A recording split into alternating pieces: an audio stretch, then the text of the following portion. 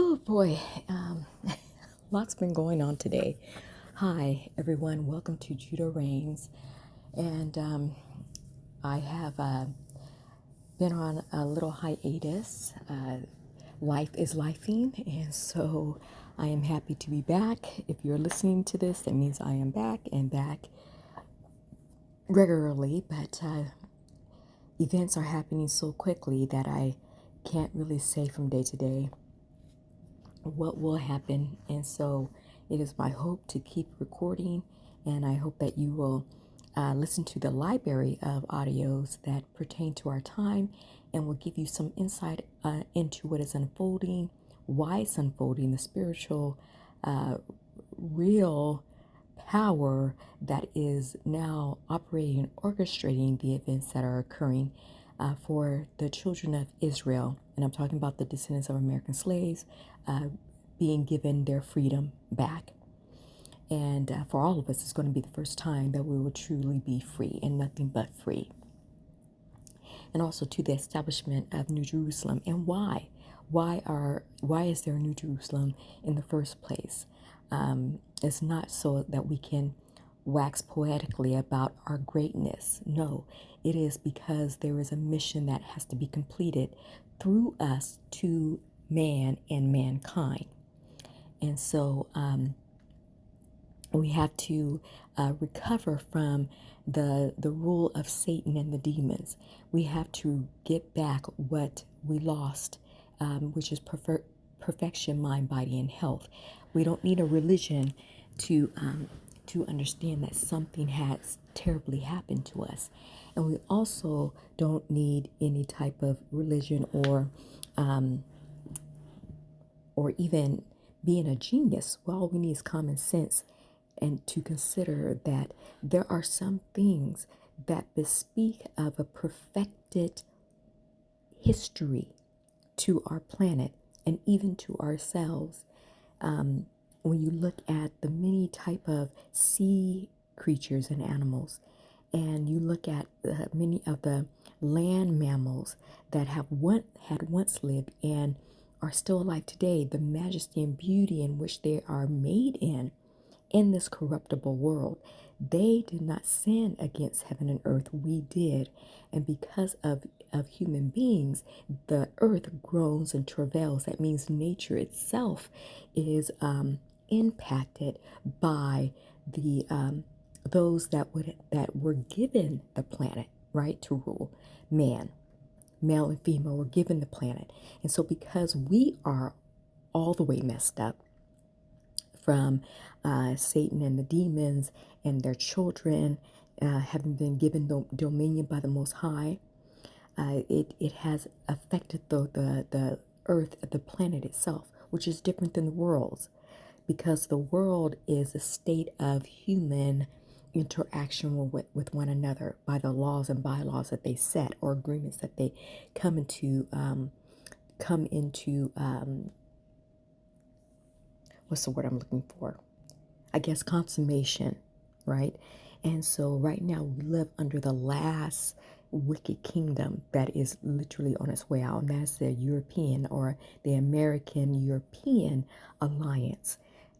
Through the viceroys of the 13 bloodlines, or those families, those ones who were chosen by Satan and who had taken on Satan's spirit in order to rule in his world, you see. And so that time is over now.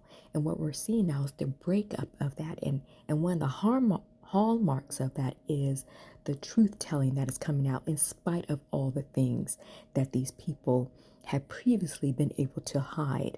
They don't have that power anymore because Satan is now restricted from pouring out his spirit or even giving instruction to these people. So I've been making audios about that in my library. Please, I would encourage you to go over many of much of the information, because it is not only apropos for our day, but it's also giving you insight into what the future holds for man and mankind. Okay, and those are two different types of human beings. One was made individually. The other, there was some type of experiment going on between one prototype, and then out of that prototype, another copy was made. For the male and female that is spoken of in Genesis in the first 2 to 3 chapters, it is speaking about the black man and the black woman being made individually separate. And to the extent of what that means is the operation is holistically different than what we have under the European, which is why I guess one of the simplest things is that they can do similar things and that they are distinct in and of themselves. So I'm going to give an example of inventions. We have black inventors, we have male and female that have created in the computer and electronics and many of the most of the the tools and technology that we use today, even though a white face, which is the lie, has been painted as the proprietor of those inventions when they weren't. And so it's called the hidden history, which is now being revealed. So today, I want to talk about Tartaria, and I want to kind of expand on the premise of being imperfect and how it is a disease, and it's a disease that it seems that Adam and Eve were infected with first, and that disease spread to the rest of the rest throughout the planet, and it also hit those of us who were made separately. Okay, so I want to just read from the Bible real quickly, just to remind those who are scholarly of the difference here, the difference in the two creations. So again, as a reminder, in Genesis chapter 1, and we're going to look at verse 26 and 27 and 28 for good measure. It says, "Then God said, let us make human beings in our image, or man, in some translations, in our image, to be like ourselves. They will reign over the fish in the sea, the birds in the sky, the livestock, all the wild animals on the earth, and the small animals that scurry along the ground." This is their birthright, is what they're talking about. And so in 27 it says, "So God created human beings, or man, in his own image. In the image of God, he created them. Male and female, he created them." Now, with this translation, which is the New Living Translation, second edition, it's taking some liberties to kind of twist some things here. But the key point I want to make out is that it's jumping between singular and plural. And that is the deception that Satan has thrown into these ancient writings. Remember, this is a translation. Between the translation and the original is politics. And it's time, date and time. It's the age in which the translator was translating. And for this particular one, it's the age of white supremacy that this was translated. But with the light of heaven, we can begin to see the clarity and what may be the hidden truth. So unless God is schizophrenic or he has a split personality, it's not talking about one God when it says let us. If it was just one God or one omnipotent one, it would be I will make them, and I did this, and it was with me, da da da da da, you see. But it's not saying that, it says us, you know. And so it speaks that there was more than one. And if you listen to my my audio regarding let us make man in our own image, one of the things that the Most High I believe in my heart of hearts, that the Most High has brought clarity in my in recent literally in recent months, is that when it says in the image God created, or the Most High or the creators created them, male and female, they created them, is what it should say. And what the illumination was is that there's a God that represents as a male or presents as a male, and then there's a goddess that presents as a female, and together they created man. And what that creation looked like, which is the question nobody asked, I want to know, like, what did that entail? What did it entail to make the black man and the black woman? Truly, to make these race, the original race of human beings that were actually given the legal papers, so to speak, to earth, given the rights to earth, right? The blood rights to earth, the heavenly rights to earth. But it finishes here in 28th. What I want to say here is, then God blessed them and said, be fruitful and multiply, fill the earth and govern it, reign over the fish in the sky, the birds in reign over the fish in the sea and the birds in the sky and all the animals that scurry along the ground. It didn't say reign over and lord over each other. The reigns were given a power and to reign over, to lord over, to have power over, is over the animals, is over all of the creatures of the earth.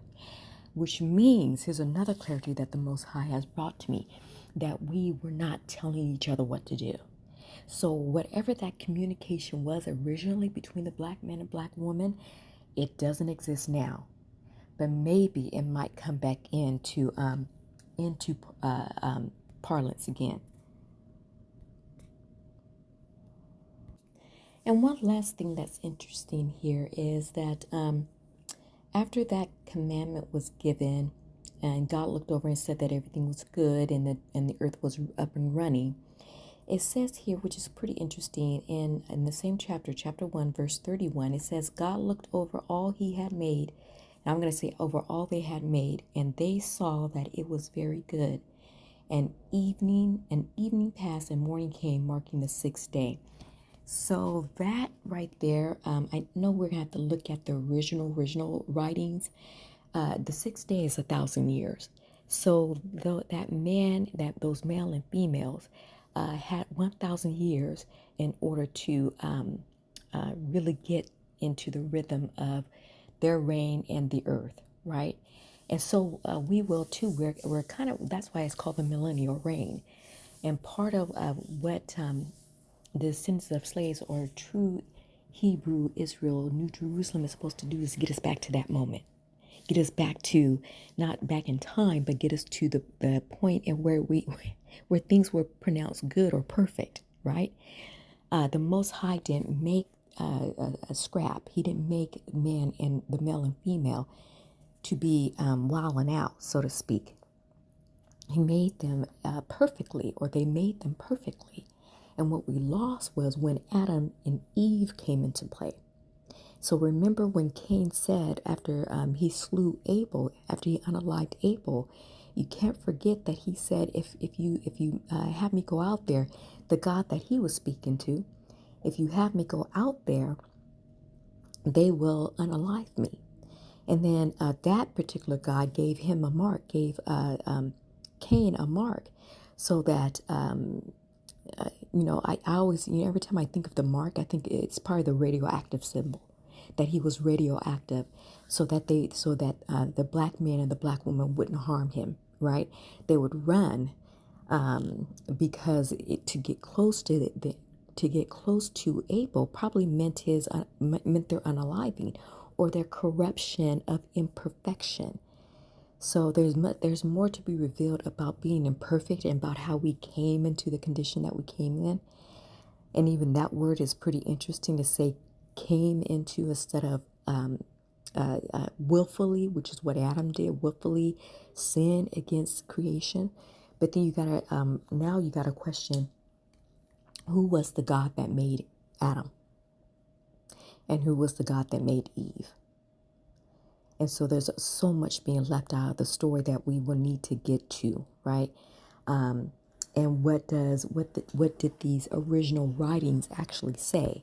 Of course, everybody knows that there's other books to the Bible than the ones that we have been given, and I and many others we look at different things that the Most High will bring to us, because each of us in Christ's Kingdom administrators or administration, each of us has a particular purpose and a particular job to do. and the bringing back man and mankind back from the fall of Adam, which we have all suffered, right? And so, oh yeah, there's something else that just came to me. Uh, in my recent audios, I had alluded to that there's a different type of imperfection. One, the children of Adam and Eve were born into, and the others were corrupted by, because uh, of the interaction with Adam's children, generation after generation, and then the second and most prominent thing is when Satan was given control of the world, and how that can corrupt human beings. And that's why I think the real main corruption began with the black man and the black woman. I think we were all right until Satan began to commandeer all of the worlds that were in effect during that day that he was given the reins to the earth. So there's just so much that is being downloaded in clarity. But just think about it. I mean, because even though we have a tidbit here and there from different books, the connecting it all comes from the Most High, from the creators of the universe. The you know, however they show themselves to you, but it looks like there was more than one. And yeah, it is possible to have multiple multiple gods, or at least two. One that represents the male, and the other one that represents a female. And that would make sense of being in their own image, male and female. They made them. But taking a couple of letters off of the word and saying he through everything has really confused the masses. And that was Satan's doing. That was Satan's doing, was to confuse so that he could have power. Because confusion, if you're confused, then if somebody's not confused and they have more information than you, then they're probably going to end up ruling over you, or at least telling you what to do and telling you what reality is. And so the illumination for God's people is through their anointing, through how the Most High chose them, right? And if you were to know any of us, most people would say there's no way, right? Because of this arrogance and false anointings that are out there, where people project this image of perfection, and that they don't do any wrong, and that they repent from all this, says blah blah blah blah. No, the people of Christ's Kingdom Administration, they're going to be people that most people would say, no, not them, because they have been drug addicts, they have been alcoholics, they have been insane. Some of them have been criminals and have done representative of every crime that you can possibly think of. But the difference is that the Most High had brought them out, began to clean them up. There's some type of transformation that they have had, where one, they're aware of who they are, where they've been, where they are today, and where they're going. And they really are aware of their mission. They know what position they'll play in the Christ's Kingdom Administration. They know what they're to do, what their commissions are. And not only that, but then they're getting downloads, and they're able to bring things to light that are apropos for the day that they brought that information out. And it just goes on and on and on. And so many of the policies and tenets of that administration is going to be for the uplift, first and foremost, of New Jerusalem. And if you listen to my tape of New Jerusalem, where I talk about how it might be in New Jerusalem, and where it is. And the truth is coming out that New Jerusalem is actually on the West Coast, and that the West Coast was once an island. It was once an island. There are old maps that depict that, but because of all of the dams that have been put up, some by those who once ruled in what they call Tartaria, which is basically black people, when they had the last vestige of power on this side of the globe that was given to Satan. He was allowed to take it, and he took it by force, brutally, right? So there was some lifting of the Most High Spirit from off of North and South America. That was the last bastion of semblance of the Most High operating within our ancestors.